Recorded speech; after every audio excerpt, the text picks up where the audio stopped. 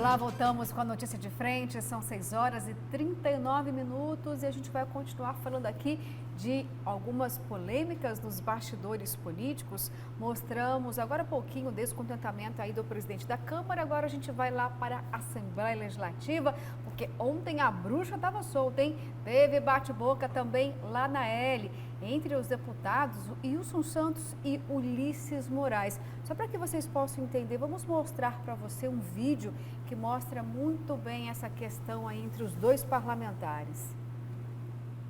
Como advogado do governo que se esqueceu do papel de deputado estadual. Mas, passando a palavra agora para o deputado, que eu fui citado, só um pouquinho, deputado, vamos passar e continuar com a nossa convocação. Vou passar ao deputado. Se o senhor deixasse eu responder, você me fez a provocação. Vossa Excelência é filho da burguesia. Eu estou hoje aqui, filho de papai, se puderem, foi criado com o Danoninho, não sabe o que é uma cesta básica para o pobre. Vossa Excelência, essa é a verdade. Vossa Excelência é um burguês desta casa e não disse até agora por que veio. Vossa Excelência, a sua produtividade aqui é ínfima nessa casa. Para o governo desta casa. Eu sou vice-líder do governo, Vossa Excelência. Está que o senhor pode ser, inclusive, um dia. Vossa Excelência não sabe o que é a fome de uma família pobre, miserável, na extrema pobreza. Aí fica difícil entender a distribuição de cesta básica. Poderia ter respeito nessa casa legislativa. Eu estou só respondendo, eu estava quieto, Vossa Excelência que provocou. Vossa Excelência. Nós pegamos aí o vídeo do site Olhar Direto. Olha só, agora tem uma guerra aí, Danoninho versus Nutella, cesta básica. O que aconteceu lá, Kleber Lima? Conta pra gente, que guerra é essa? Eu acho que a frase do deputado Wilson no finalzinho que é chave de ouro, né? De todo o imbróglio, que é assim. Eu estava quieto aqui, você vai mexer comigo.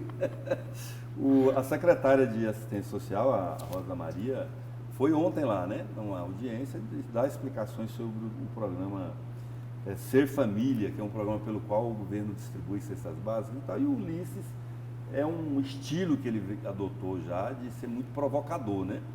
E aí o Wilson, que eu destaco isso, na verdade. Né? É isso que eu quero destacar, porque o Ulisses está no papel dele. O Wilson Santos, na defesa do governo, é que para mim é a novidade. Porque o Wilson, vamos recapitular aqui, disputou o governo contra o Mauro Mendes, disputou a Prefeitura de Cuiabá contra o Mauro Mendes, era opositor e de um ano para cá aderiu à base de sustentação do governador Mauro Mendes lá na Assembleia e tem sido um grande líder, né? Porque ele é bom quando ele tá no papel dele, se compromete. E aí é o seguinte, outra curiosidade que eu destaco dessa relação é que o Ulisses é filho de um ex-funcionário do Wilson, um advogado chamado Naime, que é o pai do Ulisses. Então, assim, é uma discussão da mesma turma, né? Que circunstancialmente está em lados opostos. E o Wilson é muito bom nisso, né? Vai chapar isso no Ulisses. De Danoninho é Danoninho, né? Que é burguês e Danoninho, né? Criado no Danoninho. Mas quando o sujeito ele escapa para esse lado, que é uma forma de escape, né? É porque os argumentos dele se esgotaram completamente. Aí ele começa a criar situações engraçadas à luz do público-alvo dele para que se perca completamente o objeto da discussão. Né? Você vê que o objeto da discussão simplesmente ele vai embora, ele esfarela. Mas é o que fica, né? Mas é o que fica. Então é uma estratégia, é uma estratégia muito bem articulada, inclusive quem é outro mestre nisso é o prefeito Emanuel Pinheiro. Entendeu? Aliás, ele serpenteia, entendeu? Ele perde o objeto, ele perde o objeto da discussão, esgota o argumento, ele cria uma situação. Aí ele fala, mas você também é um ele atinge o sujeito. Ele coloca o objeto de fora, atinge o sujeito e aí muda-se todo o contexto. É uma guerra retórica, né? Retórica. Não é uma guerra retórica. De objeto, é uma guerra retórica. É o que os sofistas faziam, sem Kleber. dúvida. E lembra o seguinte, professor, o Emanuel, o senhor trouxe bem a comparação, o Emanuel e o Wilson são da mesma geração. Mesma escola. Mesma escola. Não começaram tem essa. juntos, salvo engano, Isso. ambos foram eleitos pela primeira vez, vereador em Cuiabá, em 1988. Então, olha o tempo de estrada que eles têm em relação ao Ulisses, que está nos coeiros ainda. Exatamente. Da política, né? Tomou ontem, para ficar mais esperto, na próxima ele já vai estar mais preparado. O único sujeito para desconstruir isso, né, é o cara que tem a formação da escola maiôtica de Sócrates. A escola maiêutica de Sócrates, ela desconstrói completamente essa retórica sofista desse desvio de argumento criado por esses caras. Fica a dica, entendeu? Aí, Ulisses. Olha que interessante. Estudar maiêutica. Maiêutica de Sócrates. Porque aí ele vai exatamente e acaba desconstruindo. Mas já até lá tomou no vão das pernas. Como diz o William, da sociedade, sim. Tomou no vão das pernas. Exatamente. Porque a população acaba achando engraçado, achando bonito essa situação toda. E parece, né? Porque tem esse detalhe também. Assim, tem duas coisas no apelido que isso eu aprendi aqui em Cuiabá. O primeiro é assim, que ele tem que parecer. O segundo é se zangar. Zangou, acabou. Zangou, colou.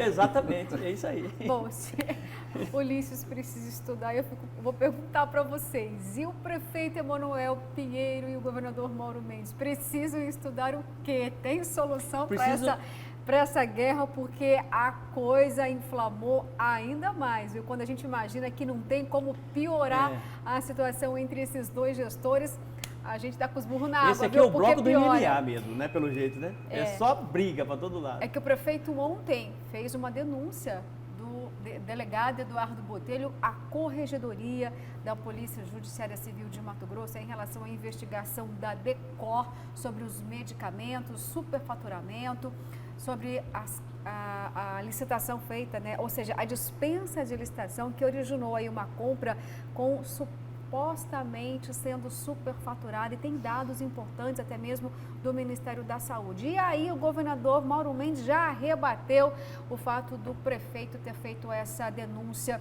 na Corregedoria. A gente tem um material aí com o repórter José Porto, vamos ver.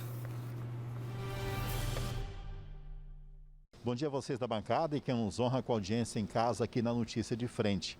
O governador Mauro Mendes participou de uma cerimônia aqui no Tribunal de Justiça para lançar um aplicativo e algumas ferramentas de combate à violência contra a mulher. É claro que a imprensa conversou com o governador sobre vários fatores sobre a situação hoje do Estado quando falamos da vacinação. Foi um dos nossos questionamentos com o governador, porque já há uma análise de especialistas que apontam que se a campanha continuar no ritmo em que está, Mato Grosso só terá aí 75% da população vacinada só no ano que vem, ou seja, em 2022. O governador acredita que não, que Mato Grosso tem uma população que é considerada mais jovem e que é possível alavancar a campanha de vacinação no estado. Como também ele comentou sobre essas promessas de doses extras de vacina que tinham sido prometidas pela Prefeitura de Cuiabá, como também a Prefeitura de Várzea Grande, numa conversa com o ministro Marcelo Queiroga do Ministério da Saúde. O governador acha importante e espera que aconteça essas doses, mas por uma questão estratégica de segurança nacional, por um plano de vacinação na fronteira, onde há riscos da entrada de novas variantes do coronavírus. Meu secretário Gilberto falou, esses dias atrás com o ministro sobre essa situação da fronteira.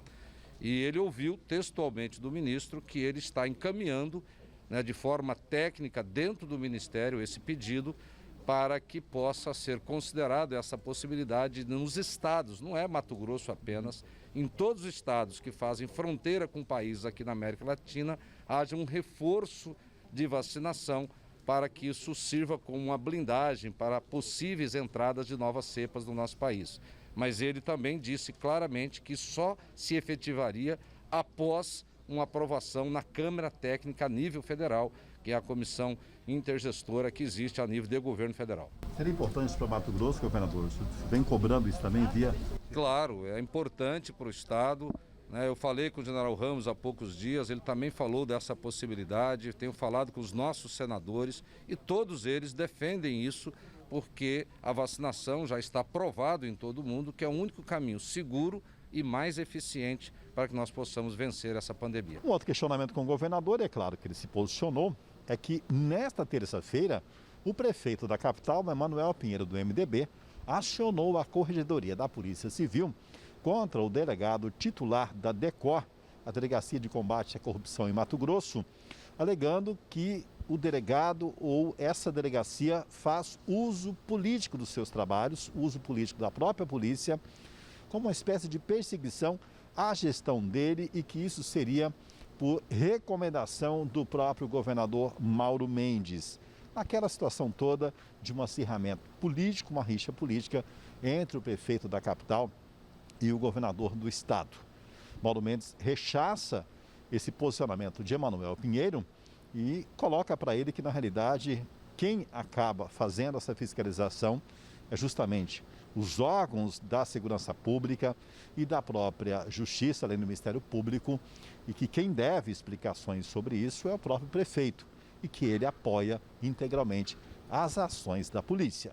Essa tática, né, senhores, é uma tática antiga, não vou entrar nesse mérito, né, de pessoas que estão sendo acusadas. O prefeito, ele coleciona aí uma triste estatística, né? 5 secretários afastados, então ele devia pedir uma intervenção também no judiciário, que mandou afastar, no Ministério Público, que pediu o afastamento. Quer dizer, então está todo mundo errado.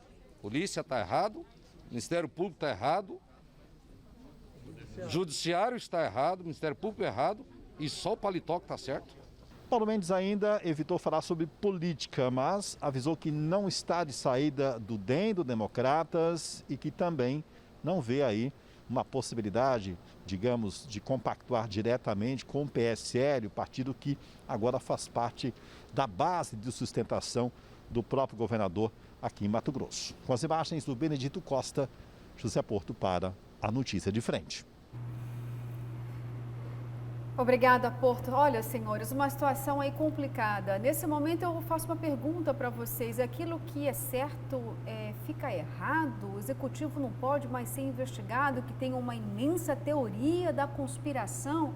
Nós estamos falando de medicamentos, de uma suposta aí compra superfaturada, e essa investigação da Decor não é fazendo defesa, mas ela tem informações que é do próprio DENASUS, que é o Departamento Nacional de Auditoria do Sistema Único de Saúde. Em outras ocasiões, Kleber e professor, o próprio prefeito da capital, Emanuel Pinheiro, disse o seguinte: não, se a minha gestão estiver cometendo erros, eu quero que eles sejam apontados. Aí inicia uma investigação, o prefeito vai lá, denuncia o delegado na corregedoria, dizendo que ele é pau-mandado do governador Mauro Mendes, que essa delegacia, professor, que a Decor só teria sido constituída porque Mauro Mendes quis assim, para poder perseguir politicamente o prefeito da capital, Emanuel Pinheiro.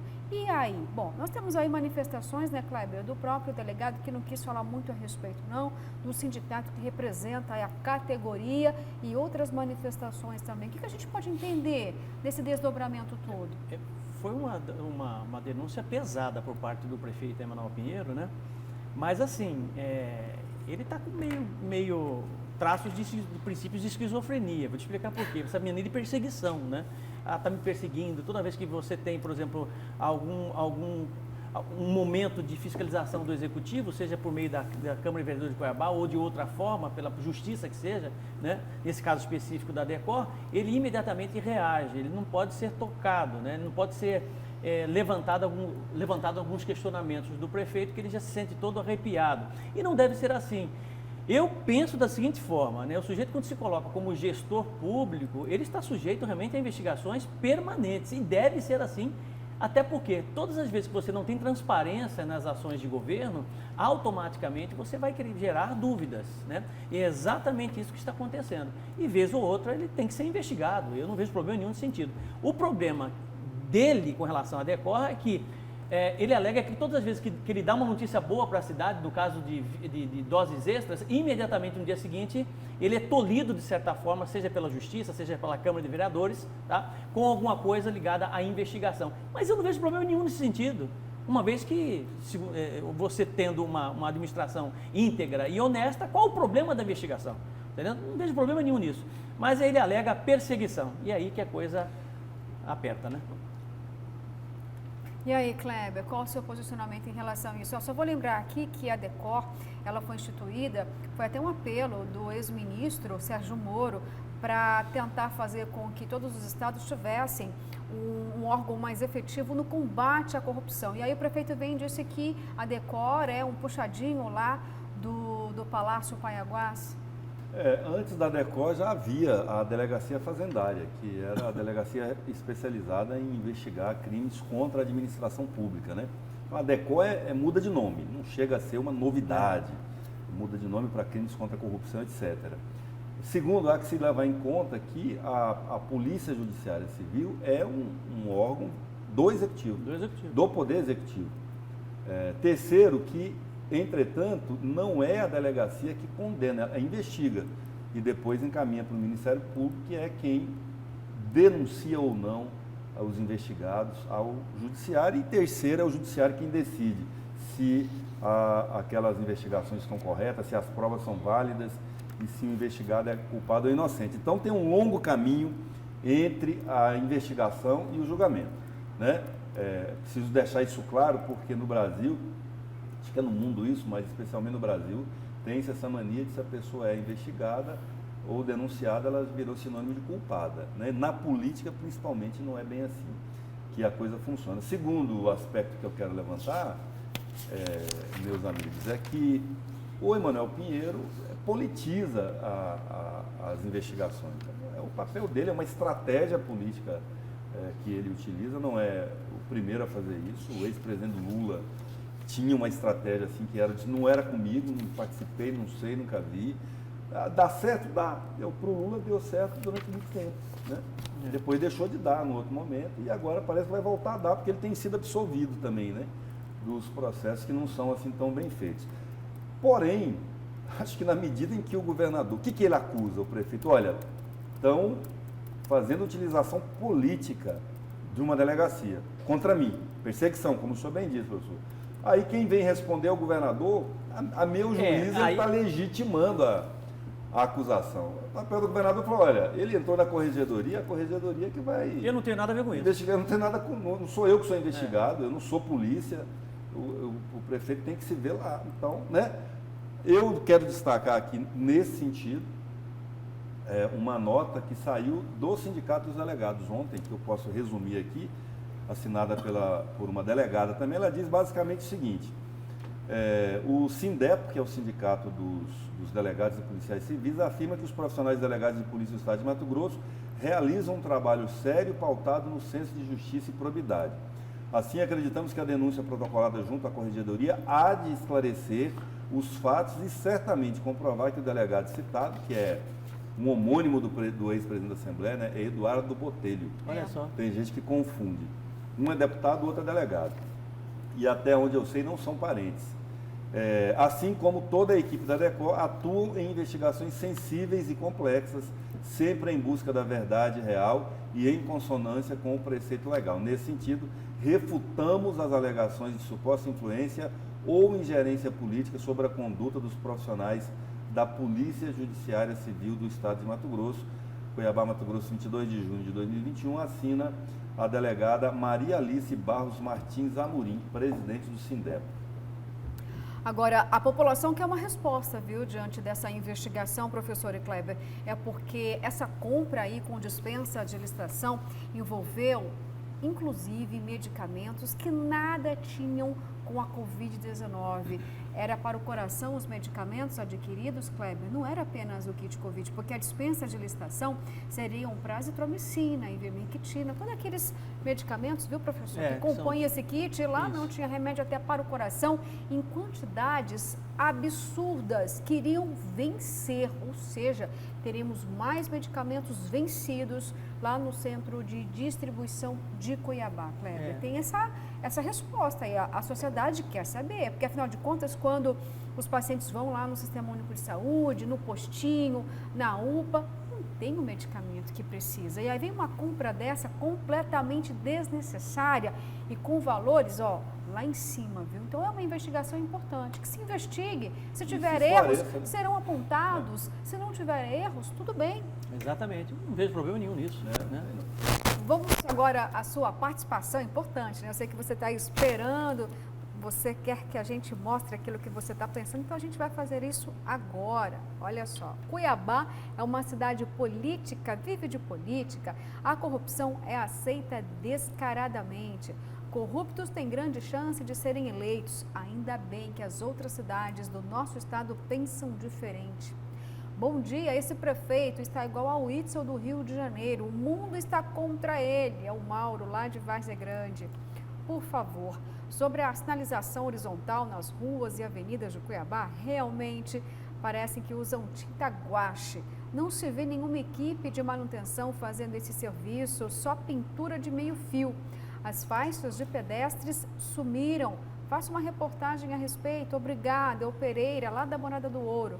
A gente que agradece, viu, Pereira? Bom dia, bancada. Senhor Kleber, seu comentário sobre as vacinas extras é de maior bom senso. O governo federal não pode cumprir o prometido por causa dos invejosos de plantão que não têm ideias e causariam polêmicas. É a Rosa, lá da Avenida Nigéria. Bom dia, bancada. A gasolina não acompanha o dólar? Se acompanha, por que não baixou os preços? Pois o dólar está R$ 4,97, a nossa gasolina está R$ 5,79 e o Brasil vai demorar muito para esse país ser de primeiro mundo. É o Juscelino. Olha só, o Juscelino está coberto de razão, viu? É que esse alinhamento de preço aí acontece só quando o combustível sobe. Só para subir. Só quando o barril vai lá nas alturas. Para descer é um cancan, né, Kleber? E sobe tudo, né? Esse é o Buziles. Esse é o Buziles. Esse é o Buziles. Do Cancan. Esse é o Buziles do Cancan. Pessoal, 7h em ponto, vamos para o intervalo e a gente volta daqui a pouquinho com mais o programa A Notícia de Frente.